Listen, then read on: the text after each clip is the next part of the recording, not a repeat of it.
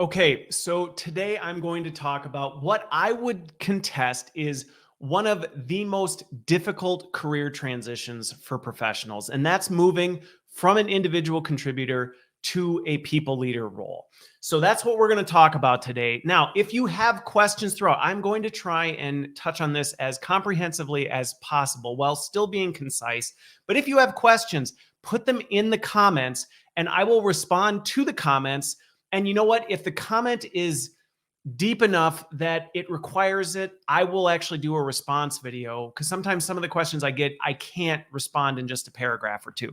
So I will do that. And if you find this content helpful or other of my content, please be sure to like the video and subscribe to my channel. While you're at it, go ahead and share it with a friend.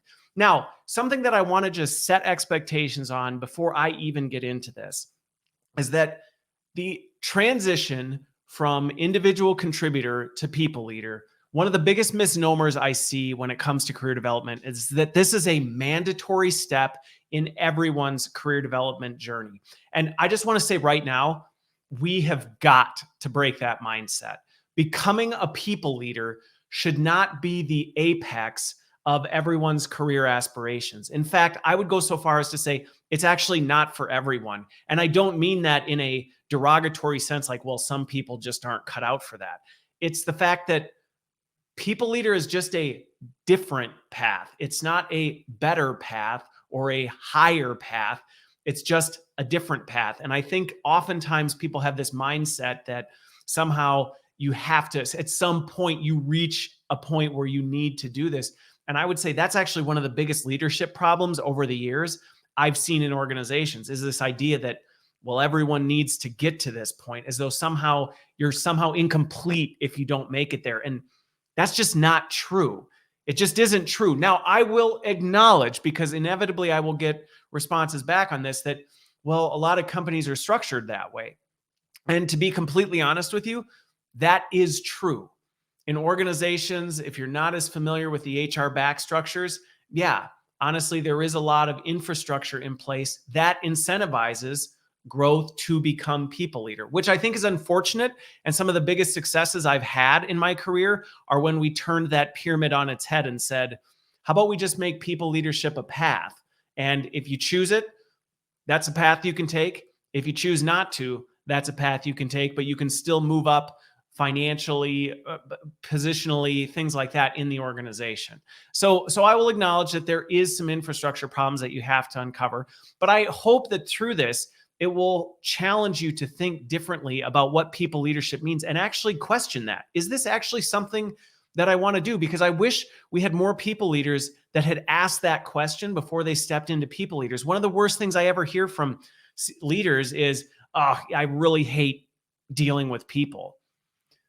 What are you doing in people leadership if you hate dealing with people? But this is the unfortunate consequence of the trajectory and infrastructure we have. Now, let me just tell you, acknowledging that that is one of the systemic issues in a lot of companies, there are ways that you can work around it. And when I coach and work with people on, so what do I do? Maybe I don't want to be a people leader, but hey, my career is capped if I don't step into a people leadership role. Well, there's a couple things, and I'll just quickly hit on these. This will be a topic for a different video, but change companies. I mean, that's an obvious one.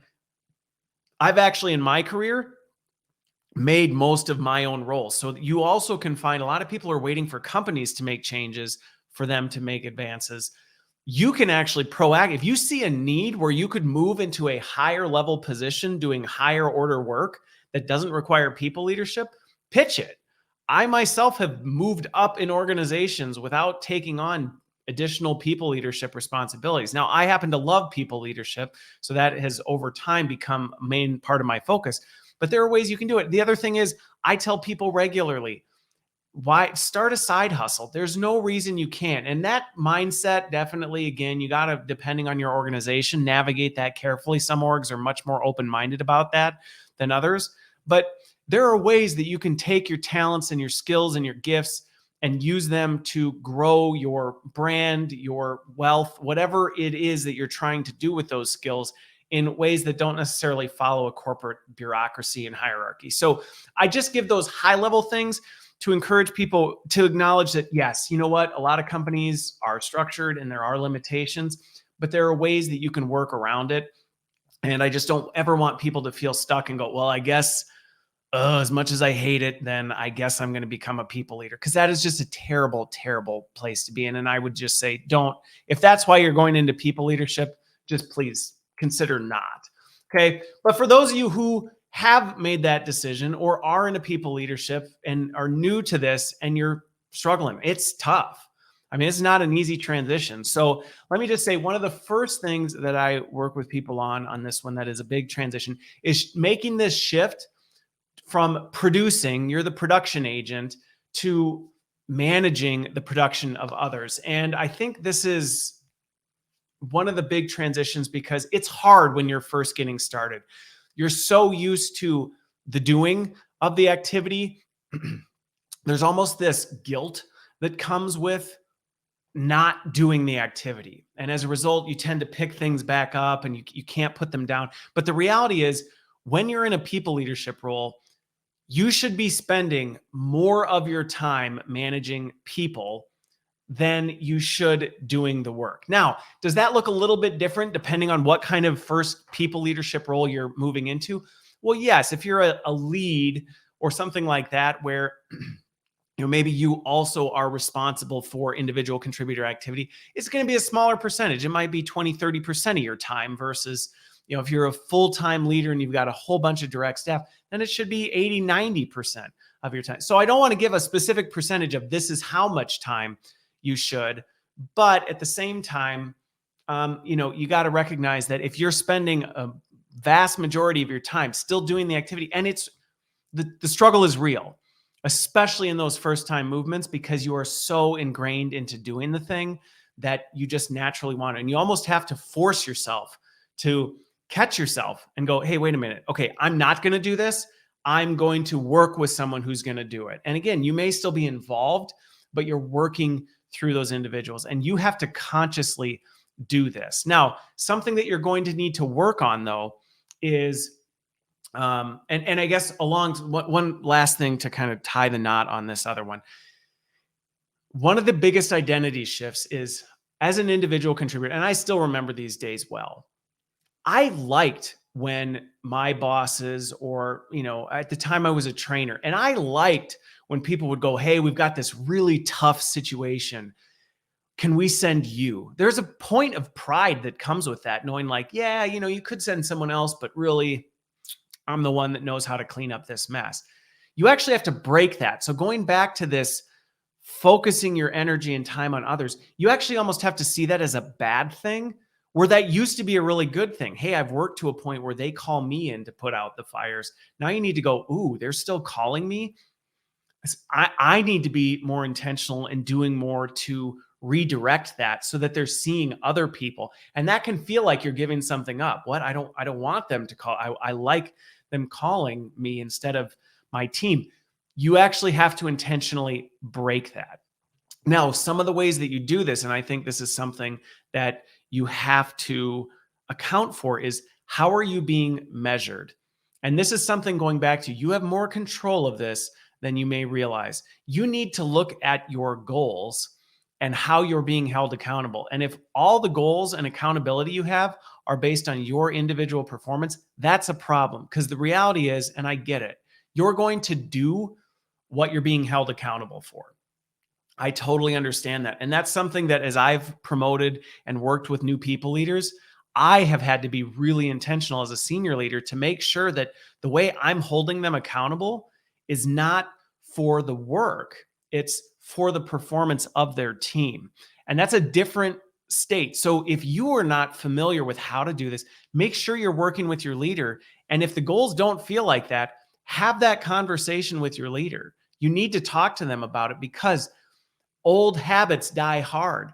And if you're held accountable for the things that really you're kind of more comfortable doing, they make you feel good because you're the one who's been doing it and you've kind of established a reputation, you're not going to want to put those things down until there's actually something driving you to do that. So this mindset, this is why I say this is actually one of the hardest shifts, one of the hardest, but I think it's often the hardest, especially when you're first getting started, is actually looking at, no, if I'm doing it, that's one of the best ways you can assess yourself. If I'm doing it, that's a problem.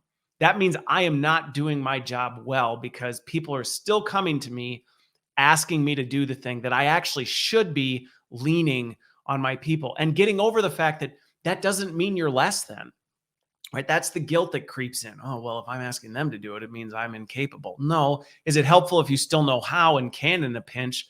Yes. But you should be managing that to the exception, not the norm. Now, some practical advice on, I get this all the time. So, what does that look like? You're saying more time should be spent on people leader activities than production.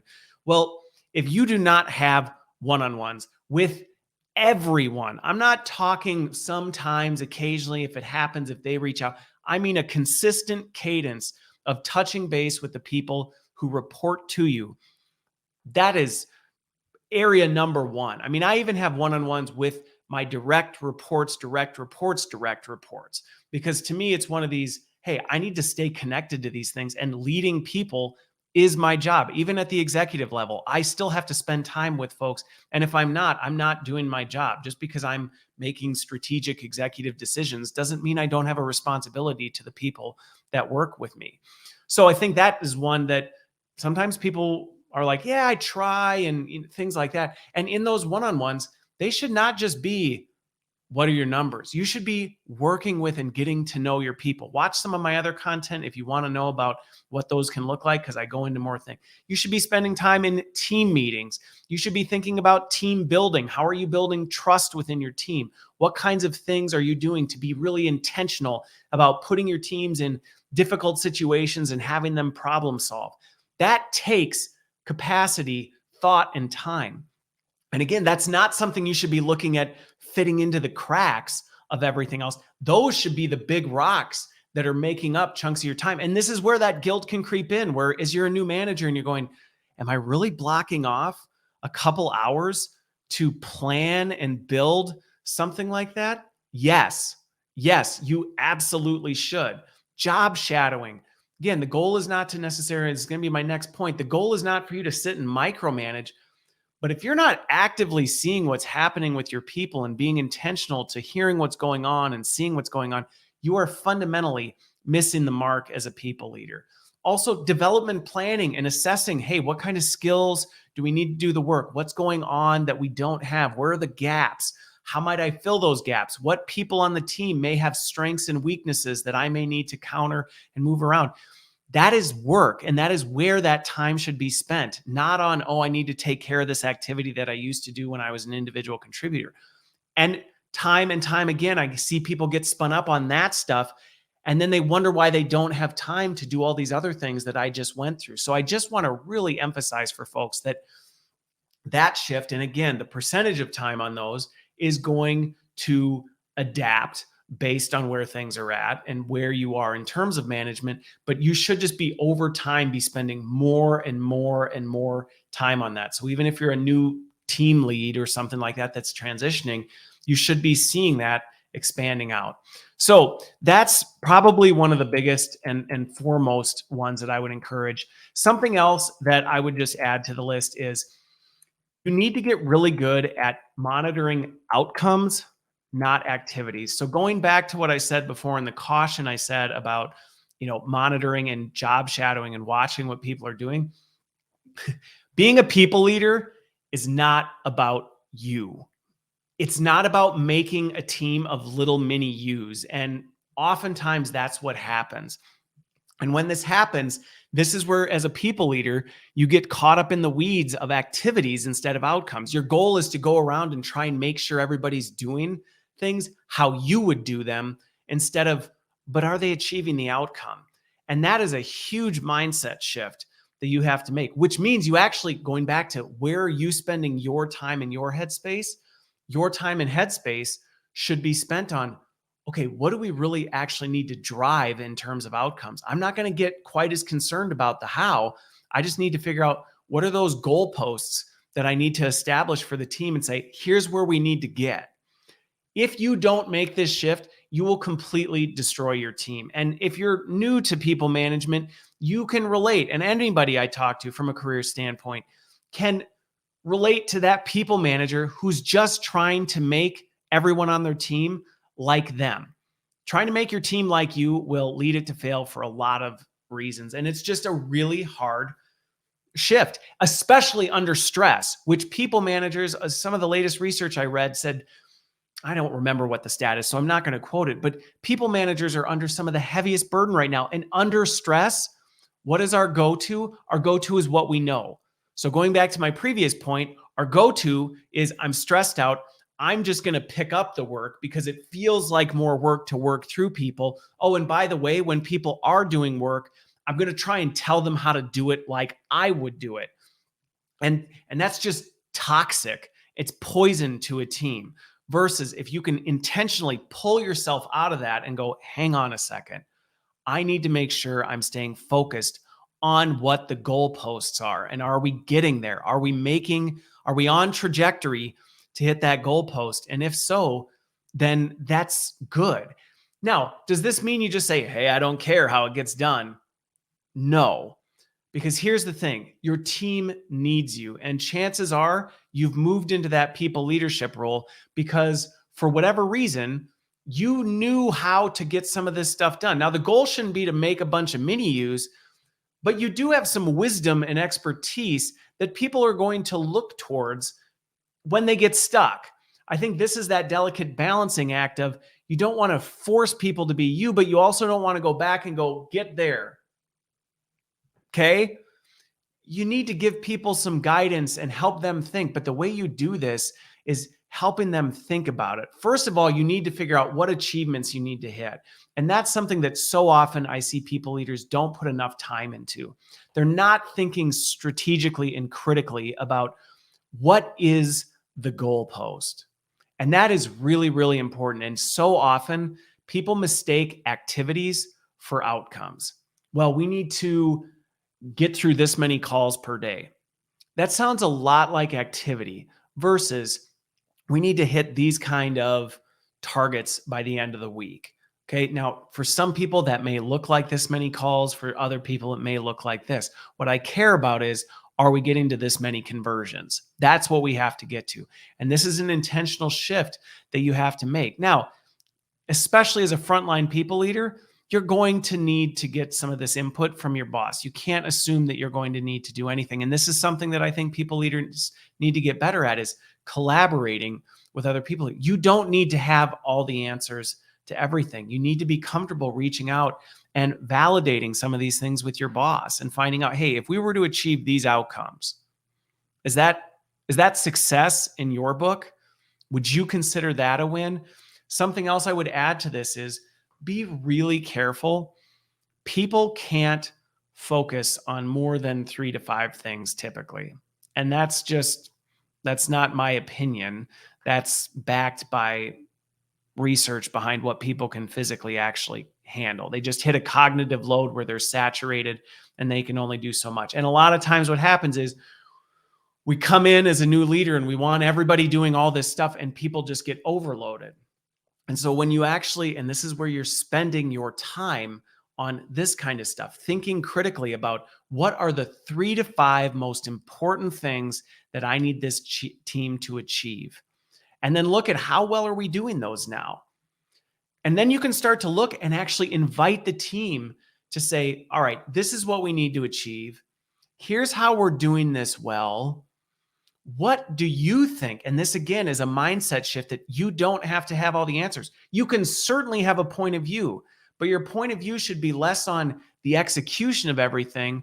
And hey, let me think about why that may be an area of concern. Or if somebody brings up an idea that you go, I don't think that's the right way. Your response back isn't because, well, that's not how I would do it. Your response is interesting take, but here's some hurdles that I'm seeing. How are you seeing that way getting around these things? You're actually inviting people in to that problem solving. And what this does, especially in first-time people leader roles, a lot of times I hear feedback that, well, we just can't offer the kind of flexibility you can in more senior level roles. Actually, yes, you can if you're inviting your team into saying, okay, if this is where we're trying to go, here's how we're doing today. Based on that trajectory, I don't think we're going to hit that. What are some things that we could do differently? Obviously, you can contribute some of your ideas, but recognize now in a people leadership role, inevitably people are going to have this tendency to assume, like, well, if that's what you said, then that's what we have to do. So you have to be more intentional about saying, bring what am I not thinking of? What are other things that you're seeing that are going to help us get a more healthy trajectory to this? Let's experiment with that and see how it goes. And you start managing to those outcomes. You start managing to, are we on a closer trajectory to hitting that target than we were before? And if not, invite the team back in and actually let's recalculate. Let's recalculate all this. I don't need to have all the answers. I need to bring you in. And again, this goes back to that mindset shift of not needing to be the person who has all of the answers to everything. Now, the third one that I think is another one that can be challenging um, to folks is accountability and coaching. This can be especially uncomfortable as a new people leader, where you're walking in and going, okay, I hear what you're saying. I'm spending more time with people. I'm setting these outcomes and helping people kind of figure out how we might achieve them. But you have to hold people accountable to that and provide coaching towards that. And this cannot just be something that you're doing like in the moment when something pops up. You can't always be a firefighter responding to the immediate thing. This has to become an intentional cadence in your schedule where feedback and dialogue about how are things going, and specifically, what are you seeing in your people that might be great, might not be great.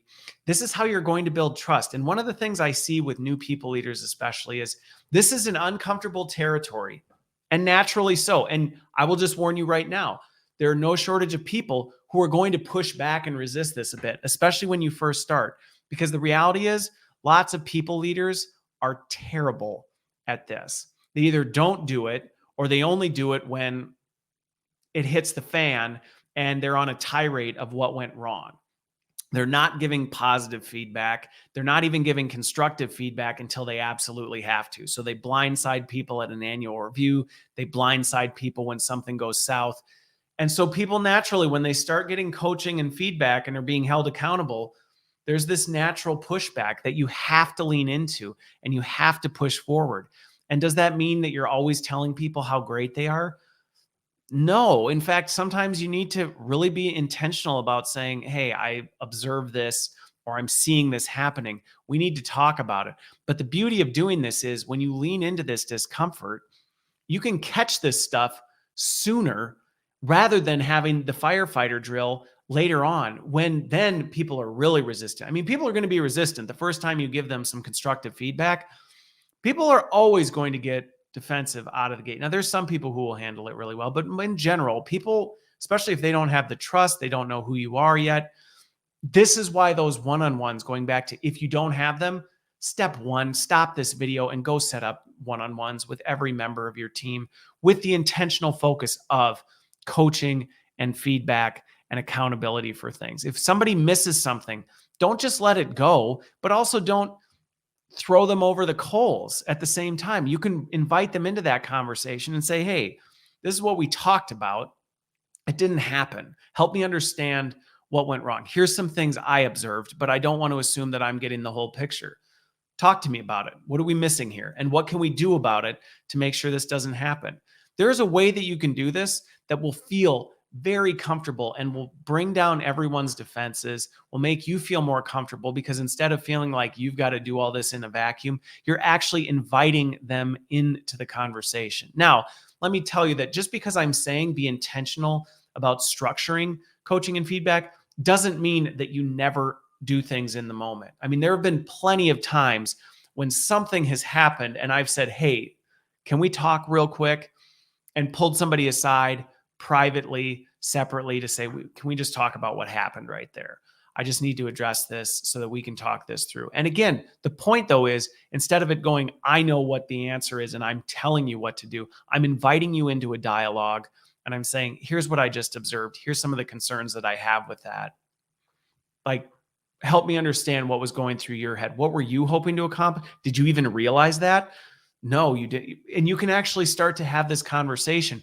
The thing by doing that is you will start to build trust, because then when really difficult things come up, it's not the first time people are hearing things from you. You start to build this culture of accountability and dialogue around this. It just becomes natural. Now, the other thing is, and this is something that's a big opportunity area for me, a lot of times, I have very high expectations for the people that work for me.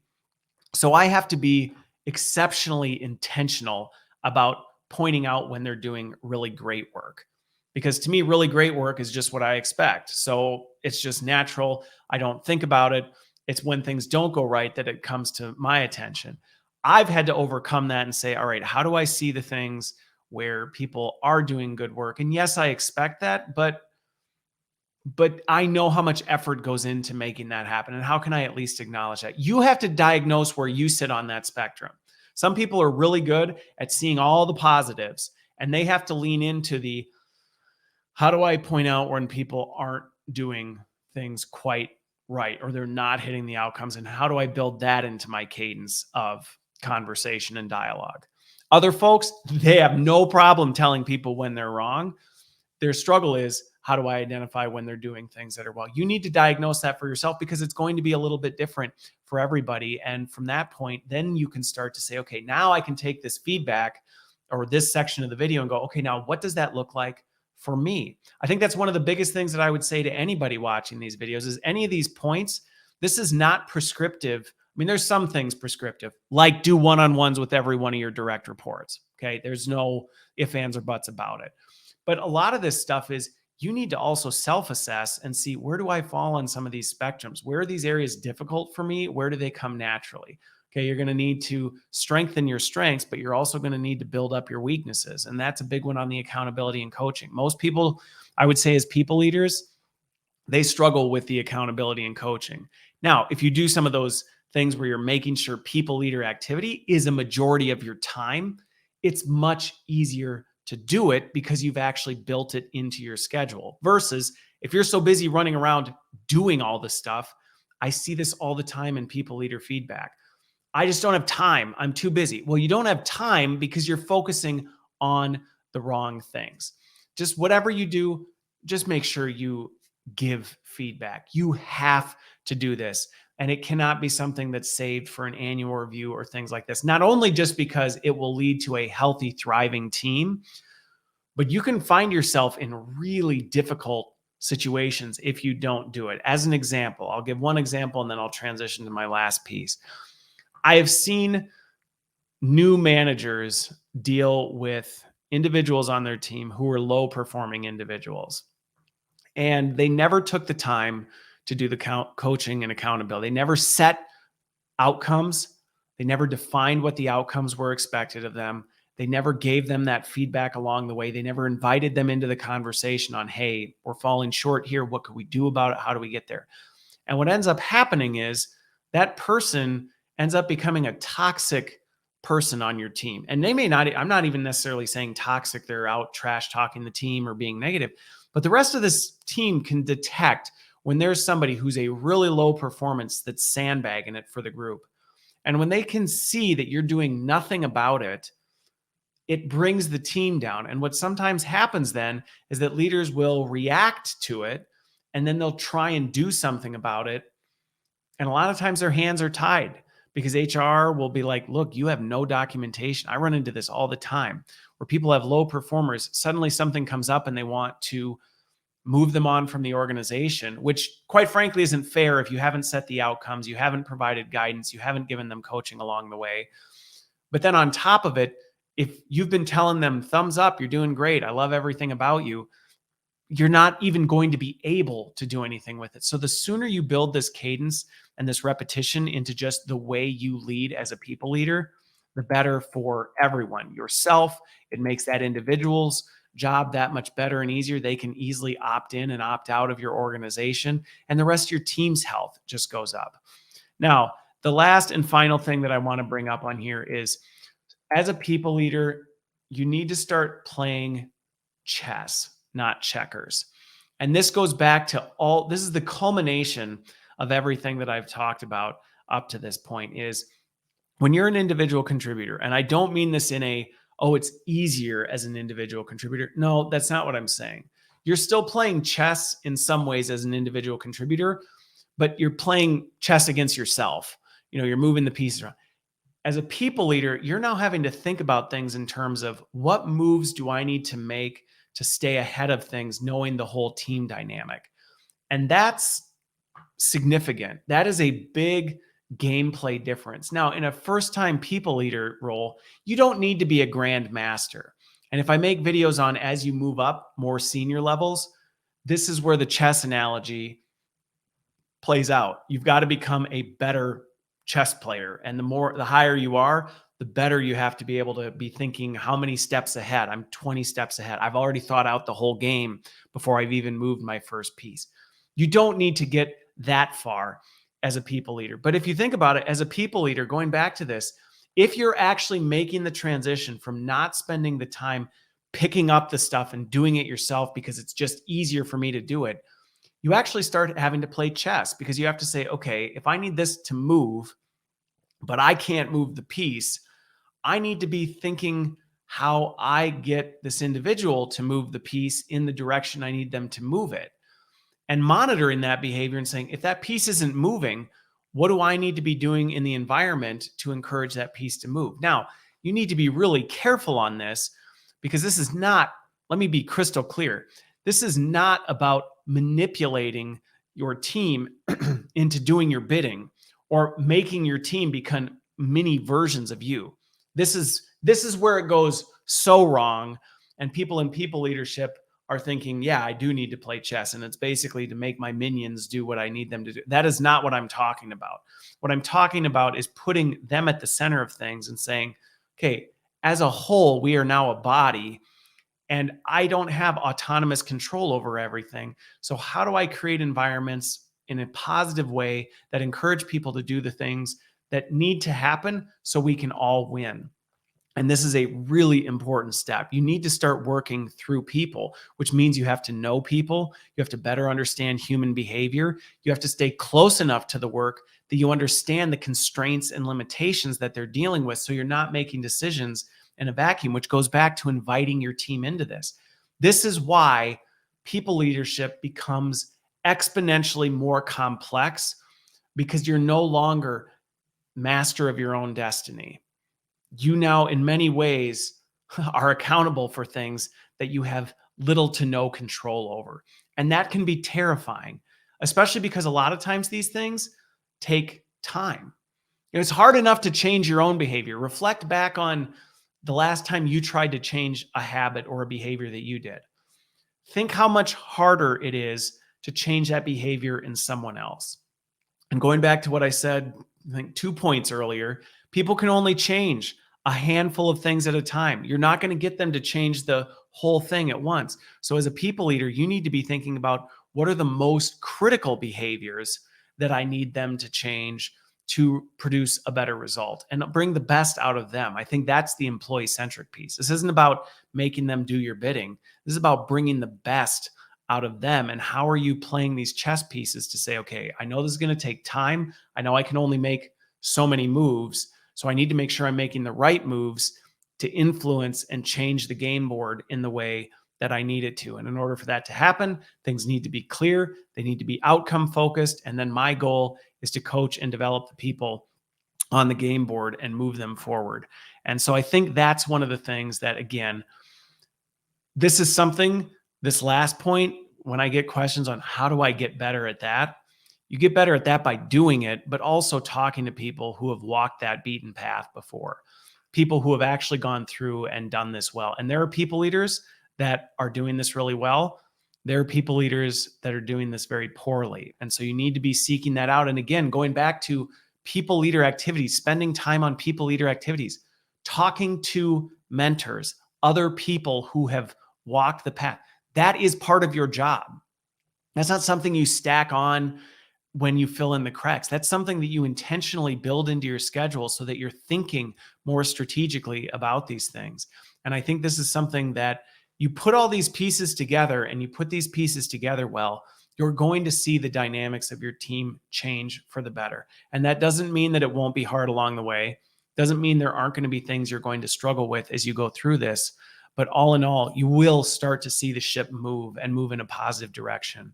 So, in summary, the four main points that I think everybody who's making this transition from individual contribute, well, the first thing for somebody considering transitioning is this really what you want?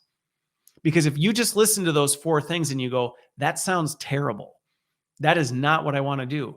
Good. Then you can make that decision and say, people leadership isn't for me. And that's totally okay. There's nothing wrong with that. And you shouldn't feel bad about coming to that conclusion.